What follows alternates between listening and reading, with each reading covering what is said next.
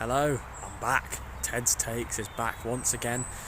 I've had a little bit of a break due to being quite busy with all kinds of different things, but I'm going to Kirkburton today and I'm going to meet the Kirkburton Bellringers.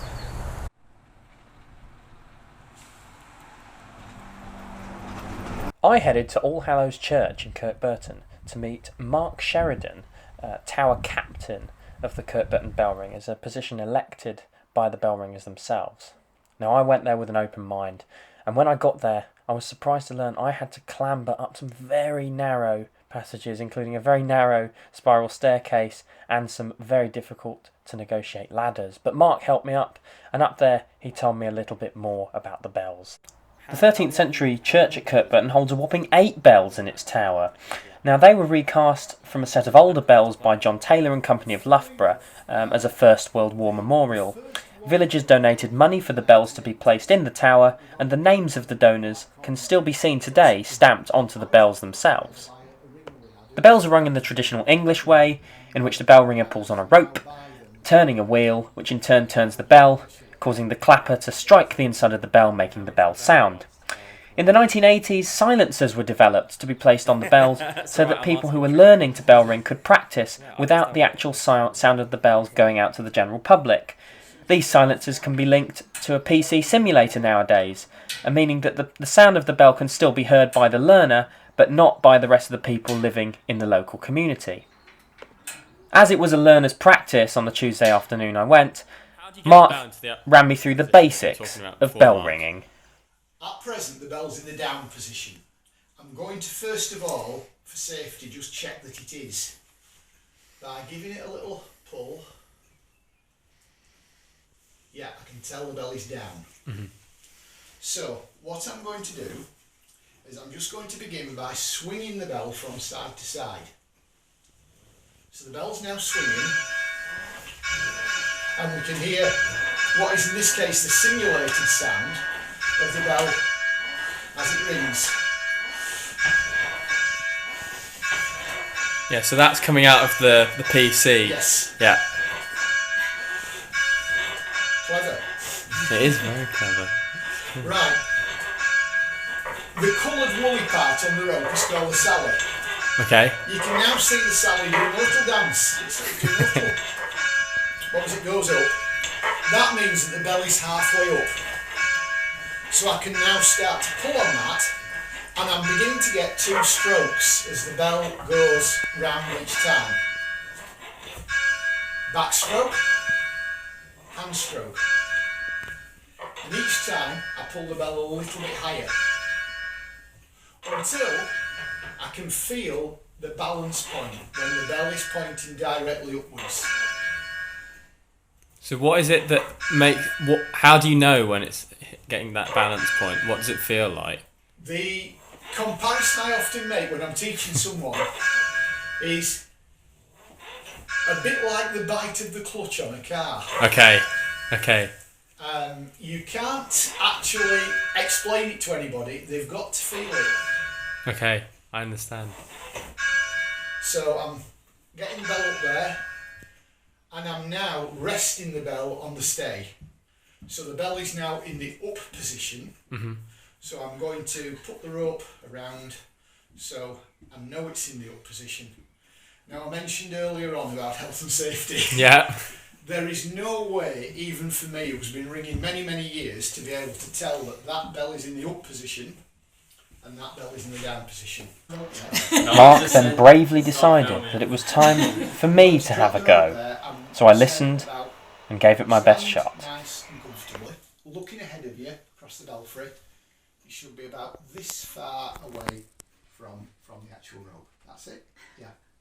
Now, we also practice that movement of the starting and finishing point on your rope. We practiced that on earlier. So if you just demonstrate that again. Yeah, so from there, bring your arms down to there. Not quite as rapid, yeah, that's it. Hand up again.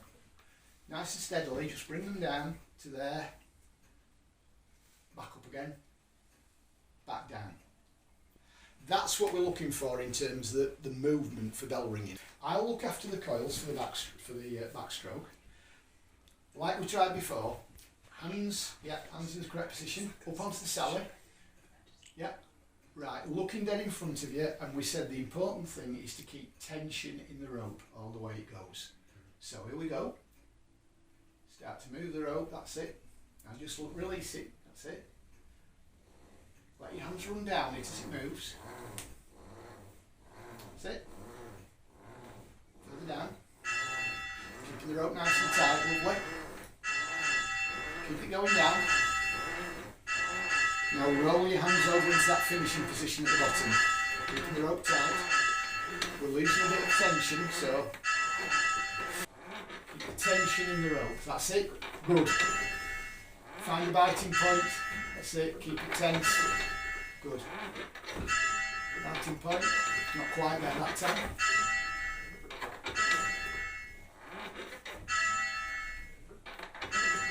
Good. And I'll say now stand, which means that we're going to set the bell. Okay. Well done. Thank you very much. Very well done. Thank you. When we got to the end there, and the reason I like to start people by ringing the bell up like that, is it gets the idea of keeping the tension in the rope. Tension in a Hardly as disastrous as it could have been. I didn't go flying and the church tower certainly didn't collapse. So I listened carefully to Mark's feedback and he decided it was time to take things to the next level. Cheers, thank you. That's it, keep your hands right down, as far as we go, that's great.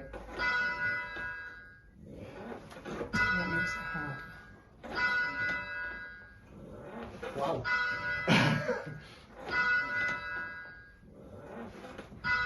It's quite warm, doesn't it?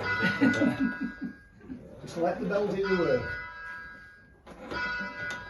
Nice long pull, just finish right down there, just let the bell do the work. Come down to finishing position. Mark seemed fairly impressed by the progress I was making. What a pleasant surprise for me. Who knew there was a bell ringer in me? After the practice, I headed to speak to Darren, one of the Kirkburton Bellringers' newest learners. I was scrolling through Facebook one day, as you do, and there was a post from Mark, who's the tower captain, appealing for new ringers. I think they'd had some issues with COVID. They'd lost some ringers, they'd lost some of the team, and they no longer had enough people to ring all the bells. So they appealed for some new blood, and I thought, why not? Give it a go.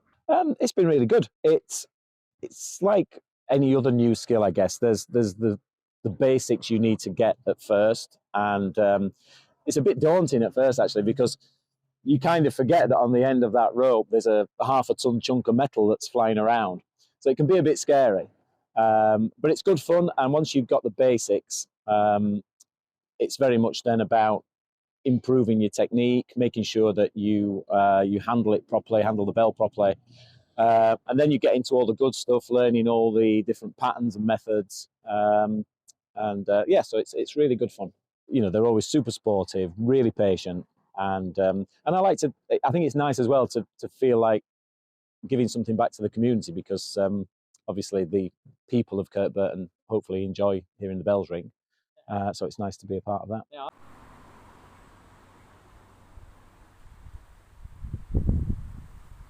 Well, I learned to ring when I was 19, and I was on holiday from university. And a friend of mine was a ringer at Wath-upon-Dearne in Barnsley, and he tried to persuade me for ages to come along ringing, and that's how I got started. So I learnt back, I think it was in 1977. Wow, 1977. Right, how did I get started? I got started in ringing because when we got married, he went out on a Monday night, a Tuesday night, a Thursday night, Friday night, and then 3 times on a Sunday. So I thought I might as well learn, because he's never ringing otherwise. And we were living in Cornwall at the time, and you sort of got this ready-made group of friends, because one of the things with bell ringing is that wherever you move to, you've got a ready-made group of friends, because you can go and join any band. Anything that involves a team, and I think in many ways it's the complete team effort. That if everybody has got to be almost working as one, or it doesn't work. Plus the fact that there's always something new to learn, And also, when you get it right, I think the sound of well-rung bells is wonderful. Mark, I just wanted to ask you, your role as tower captain, what exactly does that actually mean?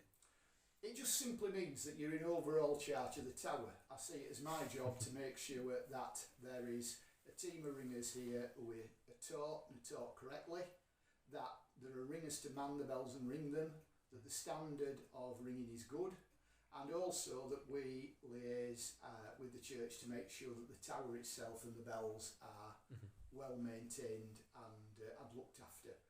At one time, the tower captain used to sort of do almost everything themselves, but we're in a situation where we like to share out the different jobs between us.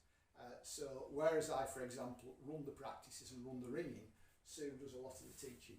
I think it's important that this bell ringing tradition is continued in Kirkburton. Why is it important for this local community? Well, Kirkburton has a bell ringing tradition going back over 250 years.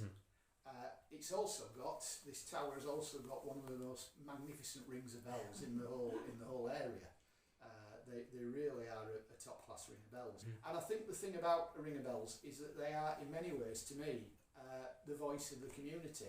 And whether it's for a church event, or whether it's for a village event, or a national event like the coronation, they sort of proclaim that something is going on, something is happening. And I think that is an important tradition to maintain in many ways. To me, they're a symbol of community. It would be very, very nice as well to see any new learners who might be interested, any young people in particular. You can do bell ringing as a skill for your Duke of Edinburgh Award.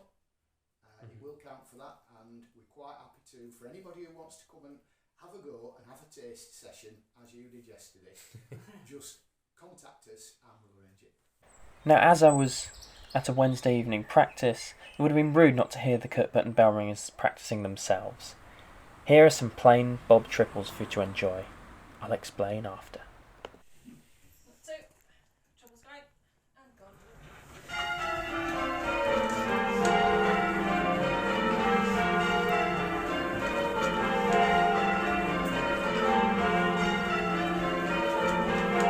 Plain bob triples.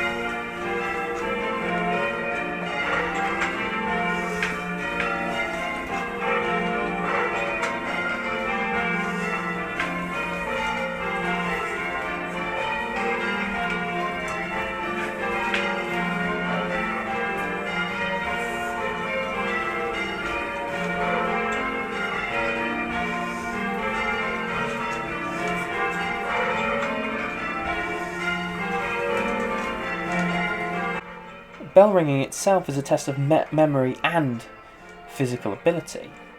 It's about a series of changing patterns. The order in which the bells are rung is constantly changing throughout the piece, and the patterns never repeat. Bell ringers must memorise the patterns and know the patterns off by heart, so that they do not repeat them throughout the piece. The tenor bell, in other words the heaviest bell, is rung in the same position for methods with an odd number of changing bells, such as plain bob doubles and plain bob triples as seen here, where the number of changing bells is 5 in plain bob doubles and in plain bob triples is 7.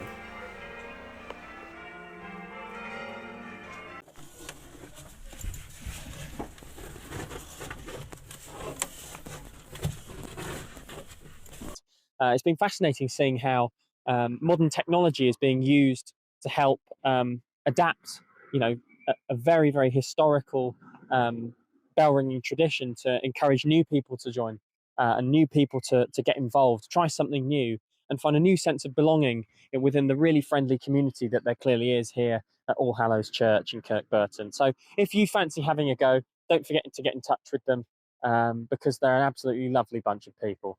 The sound of the bells is lovely too, so make sure if you're around in Kirkburton on a Wednesday evening or a Sunday morning that you listen out for them. This has been another episode of Ted's Takes. Sorry it's been a little bit of a gap since the last one, but I hope you've enjoyed it. If this is your first time watching, subscribe to my YouTube channel. You'll see all kinds of stuff on there. And give me a follow on Instagram and like my Facebook page because all the best stuff's on there and it's all there and it's made for you. Thank you.